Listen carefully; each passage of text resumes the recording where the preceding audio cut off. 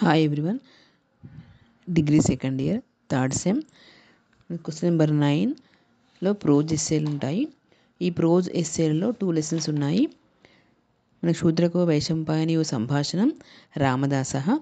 ఈ 2 ఎస్సేలలో మనకి ఎగ్జామ్లో 2 ఎస్సేలు ఇస్తారు. మనం ఒక ఎస్సే రాసి సరిపోతుంది. 15 మార్క్స్. మన శూద్రకో వైశంపాయనియో సంభాషణం ఎస్సే నిబంధ్ చదువుకుందాం. కవి పరిచయం. శూద్రకో వైశంపాయనియో సంభాషణం అనే పాఠము బాణభట్ట మహాకవిచే రచించబడినది. కాదంబరి అనే గ్రంథము నుండి తీసుకోబడినది. ఈ బాణభట్ట మహాకవి రాజాదేవి చిత్రభాను అనే దంపతులకు జన్మించెను. ఈ మహాకవి కాదంబరి, హర్షచరితం అనే 2 గద్య కావ్యములు రచించెను. ప్రస్తుత కథ. పూర్వము శూద్రకుడు అనే పేరు గల మహారాజు ఉండెను. ఈ శూద్రకుడు విదిశ అనే నగరమును పరిపాలించుచుండెను. ఈ శూద్రకుడు స్వర్గాధిపతి అయిన ఇంద్రునితో సమానుడు. అన్ని కార్యాలు చేసేవాడు, యజ్ఞయాగాదులు ఆచరించేవాడు, సర్వశాస్త్ర సంపన్నుడు, సకల విద్యా ప్రావీణుడు, అన్ని మంచి గుణాలు కలవాడు, రాజ్యాన్ని ప్రజలను కన్నబిడ్డలుగా పరిపాలించేవాడు. ఈ విధంగా రాజు ఎంతో మంచి పేరుతో తన రాజ్యాన్ని పరిపాలిస్తుండేవాడు.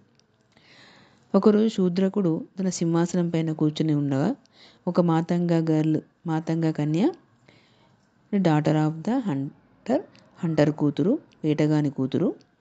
మరి ఆ మాతంగ గర్లు ఒక చిలుకతో కూడిన పంజరమును తీసుకొని రాజుగారి యొక్క ఆస్థానంలోకి వచ్చెను. రాజుగారితో, రాజా, ఈ చిలుక, దీని పేరు వైశంపాయనుడు. ఇతడు భూమండలం మీద ఉన్నటువంటి యొక్క అన్ని చిలుకల కంటే కూడా విలువైనది, అన్ని రత్నముల కంటే విలువైనది. సమస్త శాస్త్రములు తెలిసినది, గ్రంథములు తెలిసినది, వేదాలు తెలిసినది, ప్లస్ అన్ని కళల్లో ఆరితేరినది. ఈ చిలుక చాలా గొప్పది. మరి సర్వముత్యములన్నీ కూడా, రత్నములన్నీ కూడా సముద్రంలో ఏ విధంగా సముద్రానికి చెందినవో అలాగనే ఈ చిలుక కూడా మీ యొక్క ఆస్థానానికి చెందినది. దయచేసి దీన్ని మీ ఆస్థానంలో ఉండనివ్వండి అని చెప్పి పంజరమును అక్కడ పెట్టేసి వెళ్ళిపోతుంది. ఆ తర్వాత వైశంపాయనుడు మానవ భాషలో రాజుగారి పైన ఒక ఆర్య ఛందస్సులో ఒక శ్లోకం చదువుతాడు. రాజును మెచ్చుకుంటూ ఒక శ్లోకం చదువుతాడు. అప్పుడు రాజు శూద్రకుడు ఆశ్చర్యపోయి పక్కన ఉన్న తన మంత్రితో, చూసావా మంత్రి, మరి చిలుక తన పదోచ్చారణ మరియు గొప్పతనం ఎంత గొప్పగా అని ప్రశంసించెను. అప్పుడు కుమారపాలితుడు రాజుకు పూర్వజన్మ సుకృతం వల్ల లేదా మానవ ప్రయత్నం వల్ల సాధ్యమవుతుంది అని చెప్తాడు. శూద్రక వైశంపాయని యొక్క సంభాషణము. తర్వాత రాజు తనకు విశ్రాంతి సమయం అయిందని గ్రహించి ఆస్థాన మండపం నుండి వెళ్ళిపోతూ ఈ చిలుకను అంతఃపురం నందలే రాణులకు ఇచ్చి దీనికి స్నానం చేయించి ఆహారం తినిపించమని తన పరిచారికలకు చెప్పి పంపిస్తాడు. నెక్స్ట్ తెల్లవారిన మళ్ళీ ఆస్థాన మండపంలోకి వచ్చినప్పుడు రాజుగారు తన కుతూహలంతో ఆ చిలుకను తీసుకురమ్మని తన పరిచారికలతో చెప్తాడు. పరిచారికలు ఆ చిలుకను తీసుకొని వస్తారు. అప్పుడు రాజుగారు చిలుకతో, చిలుక, ఆహారం ఏమైనా తీసుకున్నావా, బాగా ఆహారం తిన్నావా అని అడుగుతాడు.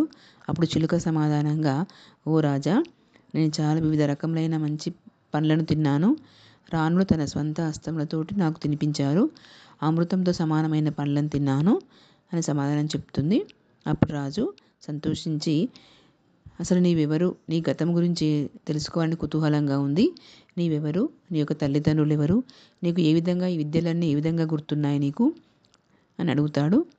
ఇప్పుడు చిలుక వైశంపాయనుడు, రాజా, నీకు నా గతం తెలుసుకోవాలని కుతూహలంగా ఉందా, చెప్తాను విను అని ఈ విధంగా చెప్తుంది. ఓ రాజా, పూర్వము వింధ్యాటవి అనే ఒక పెద్ద అరణ్యం ఉండేది. ఆ అరణ్య మధ్య భాగమున గోదావరి నది ప్రవహిస్తూ ఉండేది. ఆ నది యొక్క ఒడ్డున అగస్త్యముని యొక్క ఆశ్రమము కలదు. మరి అగస్త్యముని ఆశ్రమానికి దగ్గరలో పంపా సరస్సు ఉన్నది. ఆ సరస్సుకు ఒక పశ్చిమ దిక్కున శాల్మలి వృక్షము అంటే బురుగు చెట్టు ఉన్నది.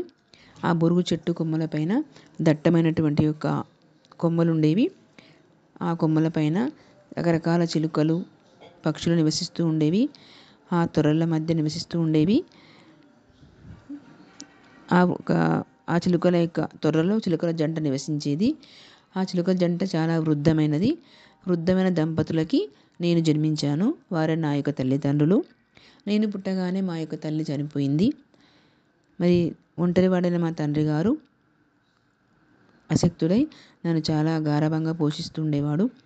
మా నాన్నగారు ఆహారం తీసుకొచ్చి నేను తిన్న తర్వాత తను తినేవాడు. నన్ను ఎంతో గారాబంగా, నాకు ఏ లోటు లేకుండా నాన్నగారు ప్రేమగా పెంచుకునేవాడు. ఇలా జరగగా ఒకనాడు కొందరు వేటగాళ్ళు జంతువులను వేట కోసమని ఆ యొక్క అడవికి వచ్చారు. మరి వాళ్ళు పెద్ద శబ్దం చేసుకుంటూ వచ్చారు. ఆ శబ్దం విని నేను భయపడి మా నాన్న యొక్క రెక్కల కింద దాక్కున్నా నేను. మరి ఆ వేటగాళ్ళు వేటంతా ముగిసిన తర్వాత ఆ యొక్క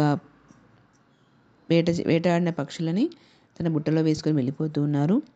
ఇలా వెళ్ళగా ఒక వృద్ధ శబరునికి ఆ రోజు ఎలాంటి మాంసము లభించకపోవడం వల్ల మా చెట్టును అధిరోహించి మా తండ్రిని చంపి నన్ను విసిరేసాను. నేను మా నాన్నగారి యొక్క రెక్కల కింద ఉన్నాను కాబట్టి నేను మెల్లగా జారుకుంటూ ఆ యొక్క ఎండిపోయినటువంటి ఆకుల మధ్య పడ్డాను. ఆ నీచ శబరుడు నన్ను గమనించకపోవడం వల్ల నా ప్రాణాలు దక్కినవి. నేను మా నాన్నగారి కోసమని దుఃఖిస్తూ దాహార్తినై మెల్లగా పంపా నది యొక్క సరస్సు వద్దకు చేరుకున్నాను. నీళ్లు త్రాగడానికి సాహసించాను, కానీ నేను ఏమి తాగలేకపోయాను నేను. అప్పుడు ఆ యొక్క జాబాలి ముని ఆశ్రమం నుండి జాబాలి ముని ఆశ్రమం ఉంది. ఆ జాబాలి ముని కొడుకైనటువంటి యొక్క హారీతుడు ఆ నదికి స్నానం కోసమే వచ్చాడు. దీనావస్థలో ఉన్న నన్ను చూసి నాకు దోశలతో నీళ్లు తాగించి తన ఆశ్రమానికి తీసుకెళ్ళాడు. మరి నేను జాబాలి ముని యొక్క ఆశ్రమంలో వెళ్ళాను. అశోక వృక్షం చెట్టు కింద ఆ త్రికాల జ్ఞానైన జాబాలి ముని కూర్చొని ఉన్నాడు, తపస్సు చేస్తున్నాడు. అతనికి నేను సాష్టాంగ నమస్కారం చేశాను. ఆ యొక్క జాబాలి ముని తన యొక్క దివ్య దృష్టితో త్రికాల జ్ఞానుడు అంటే భూత భవిష్యత్తు వర్తమాన కాలాలు తెలిసినవాడు కాబట్టి తన యొక్క దివ్య దృష్టితో నా యొక్క గతమును తెలుసుకొని తన శిష్యులకు ఈ విధంగా చెప్తూ ఉన్నాడు. పూర్వము ఉజ్జయిని యొక్క నగరం ఉండేది. ఆ ఉజ్జయిని నగరాన్ని తారాపీడుడు అనే యొక్క రాజుగారు పరిపాలిస్తూ ఉండేవాడు. ఆ తారాపీడునికి శుకనాసుడు అనే యొక్క మంత్రి ఉండేవాడు.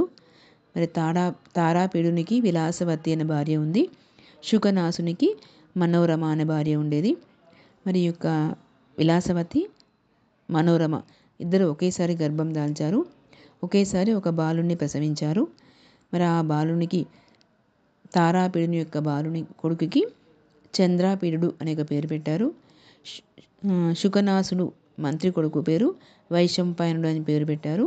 మరి ఇద్దరు కూడా ఒకే సమయంలో తక్కువ సమయంలోనే మరి శాస్త్రములు, విద్యలు, కళలు అన్ని రకాల యొక్క విద్యను అభ్యసించారు. ఒకసారి విధివశాత్తు మరి యొక్క ఈ వైశంపాయనుడు ఒక ముని శాపానికి గురైనాడు. ఆ ముని శాపం వల్ల మరి ఆ ముని ఈ జన్మలో చిలుకగా పుట్టాను. తిరిగి మళ్ళీ మునికి తన యొక్క శాపాన్ని విరమించుకోమని ప్రాధేయపడినప్పుడు ఆ యొక్క ముని ఏం చెప్పాడంటే, నువ్వు చిలుకవై పుడతావు కానీ నేర్చుకునే విద్యలన్నీ కూడా అలాగనే గుర్తుంటాయని ఆ యొక్క ముని చెప్పడం జరిగింది. అందువల్ల ఈ చిలుక జన్మ ఎత్తింది కానీ తన యొక్క నేర్చుకునే విద్యలన్నీ గుర్తున్నాయి అని యొక్క తన శిష్యులకు ఈ జాబాలి ముని చెప్పి వెంబడే ఒక మాతంగ కన్యను పిలిచి నన్ను పంజరములో బంధించి రాజుగారి యొక్క ఆశ్రమంలో పెట్టమని చెప్పి నన్ను ఇక్కడికి పంపించాడు. ఈ మాతంగ గారు నన్ను తీసుకొచ్చి నీకు అప్పగించింది కాబట్టి నేనే ఆ చిలుకని, నా పేరే వైశంపాయనుడు. తన వృత్తాంతం అంతా కూడా ఇంకా శూద్రక మహారాజు గారికి చెప్తూ ఉన్నది. ఇది శూద్రక వైశంపాయన సంభాషణం. ఈ లెసన్ రాస్తే మీరు ఇంగ్లీష్లో రాయొచ్చు, తెలుగులో రాయొచ్చు. ముందు కవిపరిచయం రాసి నెక్స్ట్ ప్రస్తుత కథ రాయాలి. ఒక సైడ్ రీడింగ్ పెట్టుకుంటూ ప్రస్తుత కథ, మాతంగ కన్య యొక్క ఆగమనం ఎలా జరిగింది, శూద్రక వైశంపాయన యొక్క సంభాషణం ఏంటి, మరి వైశంపాయన తన వృత్తాంతాన్ని ఏ విధంగా చెప్తుంది, పూర్వజన్మ యొక్క వృత్తాంతం ఏంటి, ఇదంతా సైడ్ రీడింగ్ పెట్టుకుంటూ రాయాలి. ఇంగ్లీష్లో రాయొచ్చు, తెలుగులో రాయొచ్చు. ఓకే, 15 మార్కులు ఇది. ఈ వీడియో మీకు నచ్చినట్లయితే లైక్ చేయండి, షేర్ చేయండి, సబ్స్క్రైబ్ చేయండి.